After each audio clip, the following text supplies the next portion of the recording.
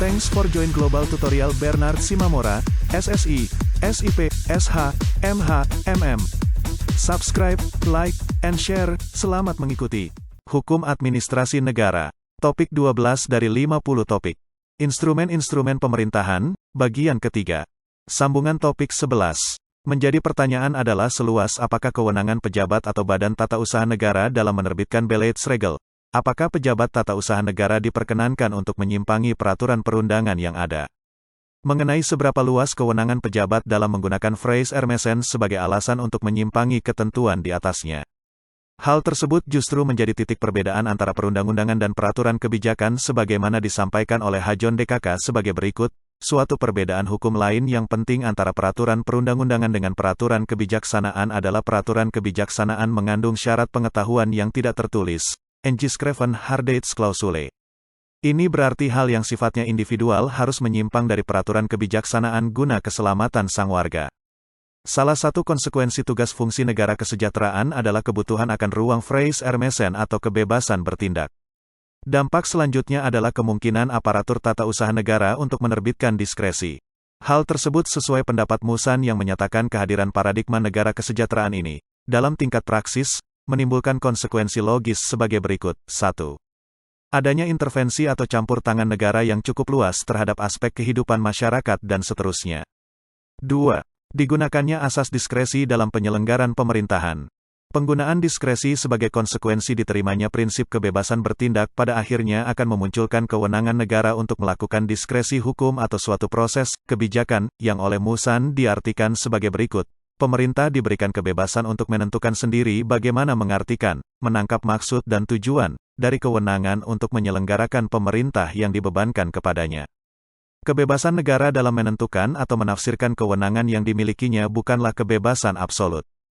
Menurut Fr. Bottling, De Staat, waarin de Vrijheid van Gezagdreges is bepki door grenzen van rechts, negara, yaitu kebebasan kehendak pemegang kekuasaan dibatasi oleh ketentuan hukum. Ten Berge membagi kebebasan dalam pemerintahan itu dalam dua kelompok besar seperti berikut. A. Kebebasan kebijaksanaan.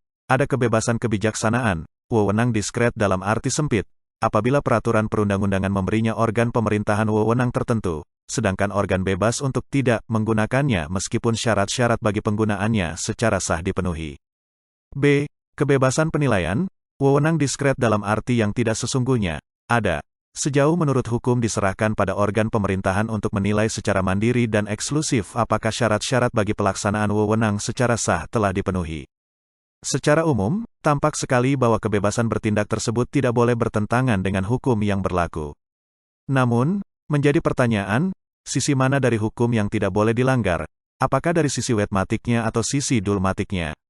Pandangan Musan sangat mengesankan bahwa kebebasan bertindak yang mewujud dalam diskresi sama sekali tidak boleh bertentangan, baik sisi norma maupun tujuan. Hal tersebut dapat dimengerti apabila melihat pendapat Van der Pol yang memberikan syarat-syarat yang harus dipenuhi untuk sahnya suatu produk hukum sebagai berikut. A. Bevoegdheid, kewenangan organ administrasi negara yang membuat keputusan. B. Geen juridische gebreken in de wilsvorming, tidak ada kekurangan yuridis dalam pembentukan kehendak.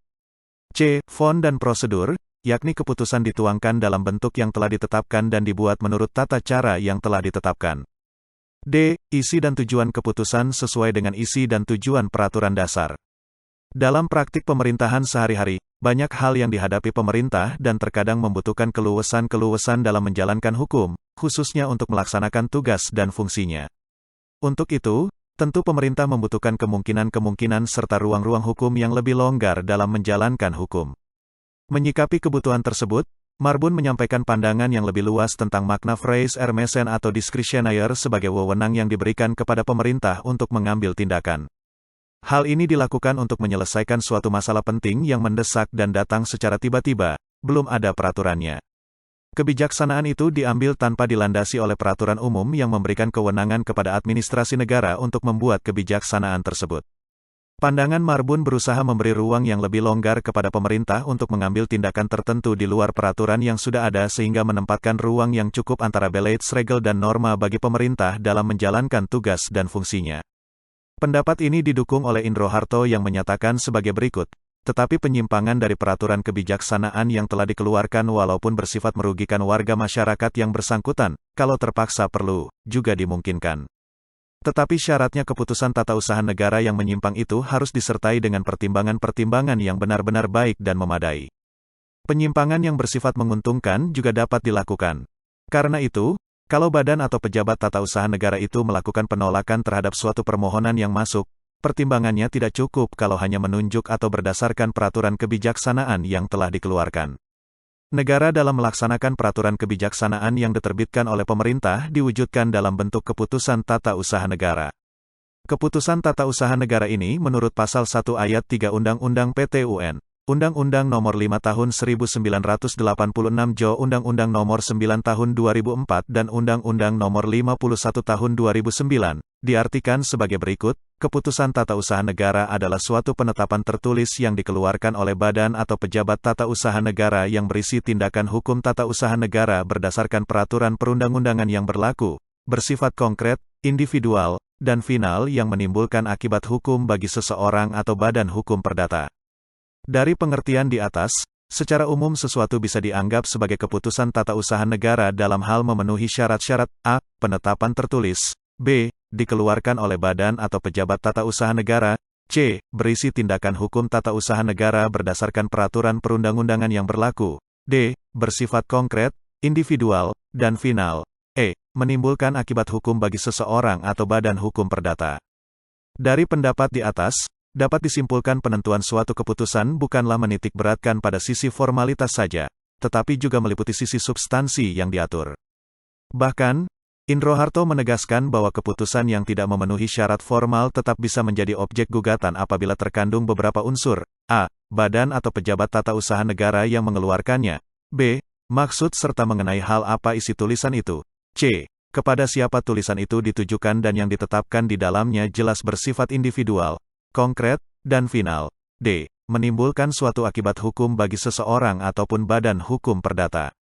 Berdasarkan jenisnya, pembagian keputusan tata usaha negara dapat diklasifikasikan berdasarkan a. Sifat, b. Akibat, c. Tujuan, d. Keabsahan.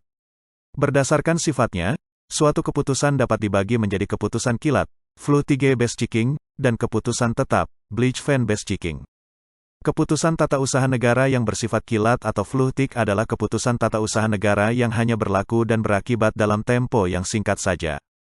Menurut Triwidodo, contoh substansi keputusan kilat sebagai berikut. A. Mengubah redaksi keputusan terdahulu, lama. B. Hanya memuat suatu maksud untuk tidak mengadakan suatu tindakan. C. Penarikan kembali, pembatalan suatu keputusan. D. Pernyataan suatu keputusan, dapat dilaksanakan.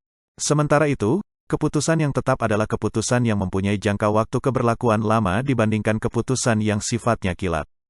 Contoh keputusan tetap adalah keputusan pemberian hak kepemilikan atas tanah yang diwujudkan dengan sertifikat hak kepemilikan atas tanah, baik berupa hak milik, hak guna bangunan, maupun hak guna usaha. Sementara itu, mengenai klasifikasi keputusan berdasarkan akibatnya, Triwidodo membagi keputusan dalam dua kelompok besar, yakni keputusan positif dan keputusan negatif. Keputusan tata usaha negara yang bersifat positif menimbulkan hak-hak bagi seseorang atau badan hukum perdata yang dikenai keputusan tersebut. Kunchoro Purbopranoto memberi arti kepada keputusan positif itu sebagai berikut, suatu ketetapan bisa menimbulkan hak atau kewajiban bagi mereka yang dikenai. Juga suatu ketetapan menimbulkan suatu keadaan hukum yang baru atau suatu ketetapan membatalkan suatu ketetapan yang lama. Inilah yang disebut dengan ketetapan yang positif. Lebih lanjut, Marbun menyatakan bahwa keputusan yang bersifat positif pada pokok substansi materinya berisi hal-hal berikut. A. Keputusan atau penetapan pada umumnya menimbulkan keadaan hukum baru, rekat CP konstitutif Beschiking, misalnya pemberian pada suatu PT dan pemberian ijazah pada seorang sarjana perguruan tinggi negeri atau swasta disamakan. B. Keputusan atau penetapan melahirkan, menimbulkan keadaan hukum baru bagi objek tertentu. C. Keputusan atau penetapan mendirikan atau membubarkan badan hukum. D. Keputusan atau penetapan menimbulkan hak-hak baru seseorang atau beberapa, menguntungkan. E. Keputusan atau penetapan membebankan kewajiban baru kepada seseorang atau lebih. Triwidodo mempunyai pandangan yang tidak jauh berbeda dengan Marbun mengenai jenis-jenis keputusan yang mempunyai sifat positif. Menurutnya, Keputusan menimbulkan hak, kewajiban, atau keadaan baru. Keputusan tata usaha negara yang mempunyai sifat negatif atau sering disebut sebagai keputusan negatif. Negative shaking, justru mempunyai ciri sebaliknya dari keputusan yang positif. Keputusan negatif merupakan keputusan tata usaha negara yang merupakan pernyataan penolakan atas suatu permohonan untuk mengubah suatu keadaan baru. Kunchoro Purbopranoto lebih lanjut memberi contoh bentuk-bentuk keputusan yang mempunyai sifat negatif. A. Suatu pernyataan tidak berwenang. Onbevoegdheid. B. Pernyataan tidak diterima. Niet onwangkelijk verklaring. C. Suatu penolakan. Tri Widodo juga memberikan contoh-contoh substansi keputusan yang mempunyai sifat negatif. Hal tersebut meliputi pernyataan tidak berwenang. Onbevoegdheid verklaring. Pernyataan tidak diterima. Niet ontoegankelijk verklaring. Serta pernyataan penolakan. Afwijzing. Pengelompokan berikutnya dilakukan berdasarkan tujuan dari suatu keputusan. Tri Widodo membagi keputusan itu dalam dua kelompok besar, keputusan declaraior, dan keputusan konstitutif. Keputusan tata usaha negara yang mempunyai sifat declaraior merupakan suatu keputusan tata usaha negara yang pada prinsipnya tidak akan menimbulkan akibat hukum. Pada dasarnya, keputusan demikian hanya bersifat menyatakan dasar-dasar adanya suatu kewenangan atau hukum bagi seseorang atau badan hukum perdata. Hal ini sebagaimana pendapat Kunchoro Purbopranoto yang menyatakan sebagai berikut. Tri Widodo menerangkan makna keputusan declaraior sebagai suatu keputusan declaraior dan keputusan yang konstitutif adalah keputusan yang sifatnya bukan pelaksanaan, eksekutif dalam arti luas, yakni pelaksanaan peraturan undang-undang, tetapi maksudnya hanya menyatakan dasar kewenangan atau hukum yang sudah diatur dalam suatu undang-undang, maka keputusan itu sifatnya declaraior, atau menerangkan atau menyatakan, dan tidak mempunyai akibat hukum. Keputusan yang menentukan suatu hal dan tidak memerlukan ketetapan lain untuk dapat menyelesaikan suatu masalah konkret. Keputusan konstitutif dimaksudkan sebagai keputusan yang mengandung pernyataan bahwa seseorang dapat diberikan hak-haknya karena telah memenuhi syarat tertentu. Itulah materi topik ke-12 Hukum Administrasi Negara. Channel ini sangat membantu para mahasiswa di perguruan tinggi manapun di Indonesia dan masyarakat umum. Ratusan video tutorial S1 Ilmu Hukum, S1 Ilmu Pemerintahan, S1 Ilmu Komunikasi, S1 Ilmu Manajemen, S1 Ilmu Administrasi dan lainnya disajikan di channel. Video tutorial dituturkan dan disubtitelkan agar dapat ditonton, dibaca sambil didengarkan. Jangan khawatir jika tidak langsung paham. Untuk pemahaman yang lebih baik, putar dan dengarkan video tutorial berulang-ulang. Subscribe dan like, agar Anda mendapatkan update tutorial lainnya. Bagikan juga link video ini, agar teman lain juga mendapatkan manfaat channel ini. Sampai jumpa. Bersambung ke topik 13.